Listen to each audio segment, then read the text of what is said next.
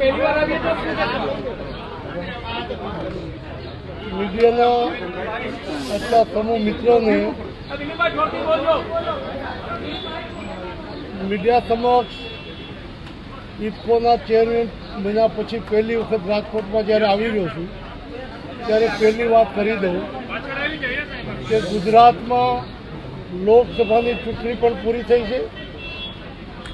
સહકારી ક્ષેત્રની દુનિયાની સર્વોચ્ચ સંસ્થા ઇફકોની ચૂંટણી પણ પૂરી થઈ છે. ભારતીય જનતા પાર્ટીના કાર્યકર્તા તરીકે અને સહકારી ક્ષેત્રની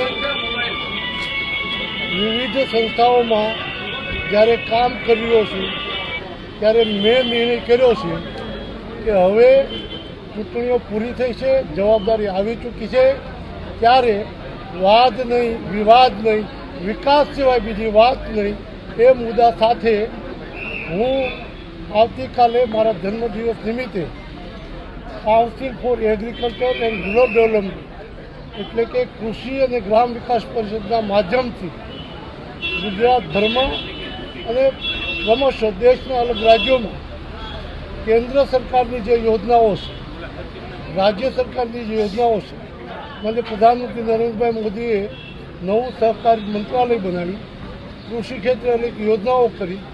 અમિતભાઈના નેતૃત્વમાં સહકારી ક્ષેત્રે અલગ અલગ પ્રવૃત્તિ થઈ રહી છે અને રાજ્ય સરકારમાં ભૂપેન્દ્રભાઈના નેતૃત્વમાં નવી મહિલાઓ માટે, મજૂરો માટે, ખેડૂતો માટે જે યોજનાઓ બની છે, આ યોજનાઓનું અમલીકરણ ગ્રામ્ય કક્ષા સુધી જરૂરિયાતમંદ જેના માટે યોજના બની છે ત્યાં સુધી પહોંચાડવામાં હું council four agriculture and rural development દ્વારા પ્રવૃત્તિ હાથ ધરવાનો છું અને રચનાત્મક કામ સિવાય બીજી કોઈ કામગીરી કરવી નથી. સહકારી ક્ષેત્ર અને સમાજના ઉત્થાન માટે સરકારની યોજનાઓ છેક સુધી પહોંચાડવી એ જ ધ્યેય રહેશે અને એ જ કામગીરી કરવાનું છે. રાજકારણ ગરમાયું છે, એને લઈને શું કહેશો? જે રીતે જયેશભાઈના મેન્ડેટને લઈને જે આખા ગુજરાતમાં જે રીતે રાજકારણ ગરમાયું છે, આને લઈને શું કહેશો? મેં શરૂઆતમાં જ કીધું કે હું આવ્યા પછી ચૂંટણીઓ પૂરી થઈ છે તો વાત નહીં, વિવાદ નહીં, વિકાસ સિવાય બીજી વાત નહીં.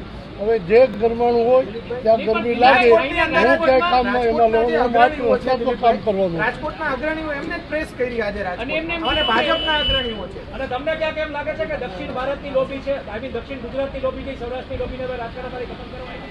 મેં શરૂઆતમાં જ કીધું કોઈ વિવાદ વિના સરકારની માન્ય મોદી સાહેબ જે મહેનત કર્યા છે, જે અમિતભાઈ મહેનત કર્યા છે, જે ભૂપેન્દ્રભાઈ મહેનત કર્યા છે, આ સરકારની યોજનાઓ જે લોકો માટે છે ત્યાં સુધી પહોંચાડવા માટે જેનો સહયોગ લેવો પડશે. આ યોજનાઓ એવી છે જાતિ, પક્ષ કે પ્રાંત, વિધાન એનાથી પર ઉઠીને સર્વ માટે યોજનાઓ છે. તો સર્વ માટે કામ કરવા માટે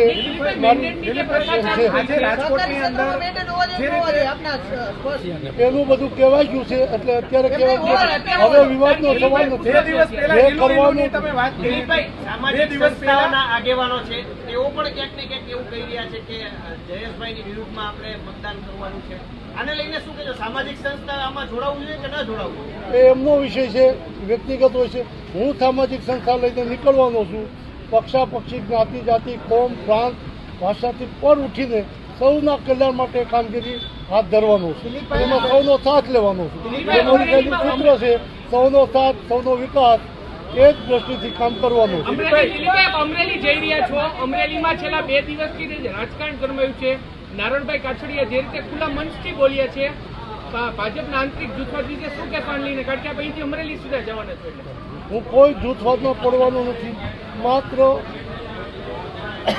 સહકારી ક્ષેત્રના માધ્યમથી સરકારની યોજનાઓ દ્વારા લોકોના કલ્યાણ માટેની યોજનાઓ લોકો સુધી પહોંચાડવાની કામગીરી હાથ ધરવાની.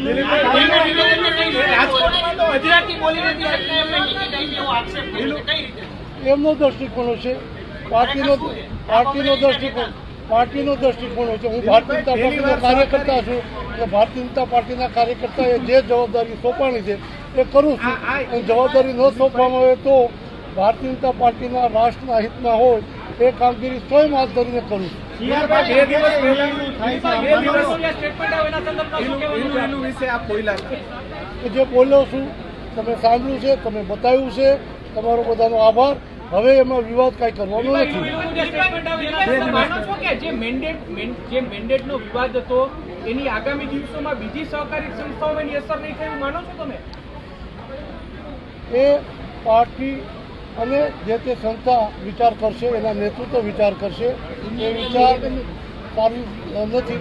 આમ છતાં પણ હું કહીશ કે જ્યારે સહકારી ક્ષેત્ર ગુજરાતમાં જે રીતે આ તમે જે ચર્ચાઓ કરો છે ચાલે છે, તો હું સરકાર સાથે, મુખ્યમંત્રી સાથે બેસીને કેન્દ્ર સરકારે નવો કાયદો સુધાર્યો, મલ્ટી સ્ટેટ કોઓપરેટિવ એક્ટ, અને આખા દેશમાં આદર્શ બાયલોજોને જે લાગુ પડ્યા એના આધારે આખો દેશ ચલાવવા માટે જે માનનીય મોદી સાહેબના માર્ગદર્શનમાં અમિતભાઈ કામ કરી રહ્યા છે, એ દિશામાં ગુજરાતમાં પણ કામ ચાલે. જ્યાં લેક્યુના હશે, જ્યાં ખામીઓ હશે, એ દૂર કરીને કેન્દ્ર સરકારની સાથે ગુજરાત સરકારનો કાયદો બને અને એની સાથે ચાલે. એ વ્યક્તિગત રીતે મુખ્યમંત્રીને મળીને હું કામગીરી કરીશ. અંતિમ સવાલ, મેન્ડેટ હોવું જોઈએ કે ન હોવું જોઈએ? હા કે ના? કોઓપરેટિવ એક્ટ દરેક રાજ્યનો અલગ છે અને એટલા માટે મલ્ટી સ્ટેટ કોઓપરેટિવ એક્ટના આધારે આખા દેશમાં એક સમાન ચાલે. એટલા માટે મને અમિતભાઈએ મોડલ બાયલોજ આપ્યા છે અને મોડલ બાયલોજ આપ્યા હોય એમાં જે જોગવાઈ હોય એ પ્રમાણે ચાલવું જોઈએ. અને મેં શરૂઆતમાં કીધું એને અનુરૂપ રાજ્યમાં નહીં હોય.